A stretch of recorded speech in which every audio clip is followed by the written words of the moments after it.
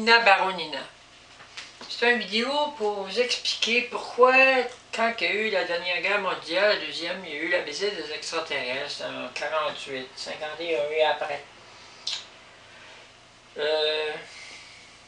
C'est pas juste la haine des humains, le principe de guerre, le principe de tuer, la vengeance, ça crée des énergies cosmiques. Mais, quand les armes nucléaires ont été utilisées, je tiens à vous dire que les armes nucléaires, on le sait, ça fait un champignon, puis c'est un proton qu'on envoie qui divise soit du plutonium ou de l'uranium ou du cobalt ou du radium enrichi, tout ça c'est enrichi, ça veut dire que c'est très très concentré. Fait que c'est stable, mais on rentre un proton qui déstabilise, qui fait en deux, puis là ça continue par réaction en chaîne, puis en plus la chaleur active, puis avec l'oxygène, l'hydrogène, ça active plus, ça fait une fission nucléaire, puis en même temps, il peut y avoir aussi des formes de fusion à d'autres niveaux, mais c'est quelque chose d'excessivement dangereux et destructeur. Mais le principe, c'est que ça crée des harmonies cosmiques. Puis ça, jamais les États-Unis d'Amérique n'ont eu la connaissance, mais moi je vais vous l'expliquer, que les extraterrestres ont horreur de l'énergie nucléaire parce que ça met de leur monde en danger. Ça veut dire que quand il y a de l'énergie nucléaire qui est libérée, une grande force, comme c'était Hiroshima, Nagasaki, ou d'autres formes contrôlées, des réacteurs nucléaires, tout ça, c'est dangereux parce que si c'est pas assez contrôlé, puis même à ça, ça libère des harmonies qui font vibrer des dimensions, qui mettent en péril des dimensions, qui mettent en péril des peuples extraterrestres partout dans l'espace. Donc, ça les affecte. Ça met aussi en péril les dimensions du temps. Ça veut dire que si par exemple il y aurait une guerre nucléaire sur la Terre, on peut être projeté soit dans le passé ou dans le futur. Parce que ça va créer des harmonies, ça va créer des vibrations, puis avec le vide cosmique, ça va faire accélérer le temps, ça va projeter le temps, soit dans le passé ou dans le futur. Si ça projette le temps dans le passé, ça veut dire que ça peut projeter la Terre avant même qu'elle existe. Ça veut dire à ce moment-là, il n'y a plus rien, c'est le vide. Tout le monde disparaît, il n'y a plus rien. Puis avant qu'on revienne, ça va prendre du temps. On va revenir, mais ça va prendre des milliards de siècles avant de revenir encore. Puis ça n'a rien à voir avec la divinité de Dieu, de mourir ou pas mourir. On parle de temps. De temps, Dieu dans le passé, présent, futur, mais autrement dit, on revient. On va dans le passé, dans le vide, on n'existe plus, on souffre, parce qu'on a existé, on s'en va dans le vide où on n'existe plus, en attendant d'être reprojeté dans le futur au moment où on va revivre le même instant. Donc, puis on peut tourner en rond aussi. Donc, c'est très dangereux.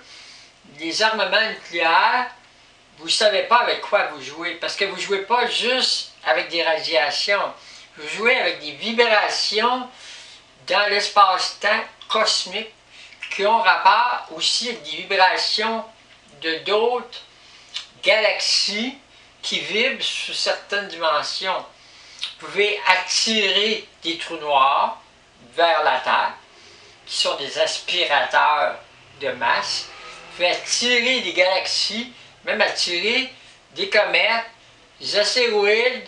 Vous pouvez faire arriver les cataclysmes sur la Terre parce que vous faites vibrer le temps. Puis le temps, soit le passé ou le futur, ça attire des changements dans les modules cosmiques, dans la modulation, dans les gravitations, dans les orbites.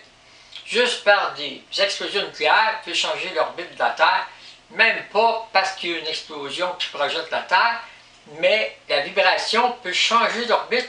La Terre peut s'éloigner du Soleil très loin, juste par une vibration, ou s'en rapprocher, puis si c'est trop proche, bien là, on rentre dans la gravitation du Soleil, on rentre dans le Soleil, on est brûlé, on n'existe plus. Donc, des armements nucléaires, c'était à mettre de côté. Touchez pas à ça, parce que c'est la fin de l'humanité. Même pas par des explosions, juste par des vibrations cosmiques. Nous, les extraterrestres, c'est des choses très dangereuses. On a d'autres trucs, on joue avec la lumière, c'est aussi dangereux, mais les vibrations qu'on joue avec la lumière, on joue directement avec des substances peu, mieux contrôlables, mais c'est aussi dangereux. Mais on a des sciences très avancées. Puis, ça fait longtemps qu'on utilise ça, mais il y a des peuples, avant de donner la science à d'autres, qui ont disparu. Puis, ils ont donné la science à d'autres avant de disparaître. Parce que, quand on fait un échec, des fois, on écrit qu'est-ce qu'on a fait, puis l'échec sert à quelqu'un d'autre à ne pas produire le même échec. Donc, sur la Terre, moi, je vous dis, mettez les armements nucléaires de côté, parce que vous allez faire disparaître la Terre. Elle va changer de dimension, va changer d'harmonie.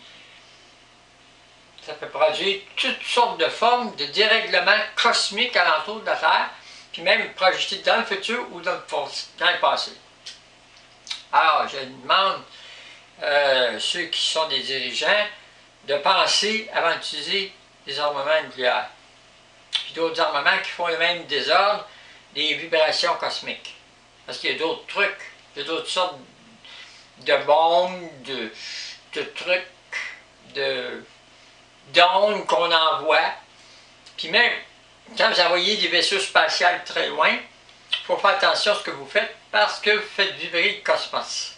Le cosmos, puis même quand vous utilisez la lumière solaire pour activer des batteries, puis activer une sonde très loin, n'oubliez pas, vous partez des choses de la Terre et les envoyez très loin.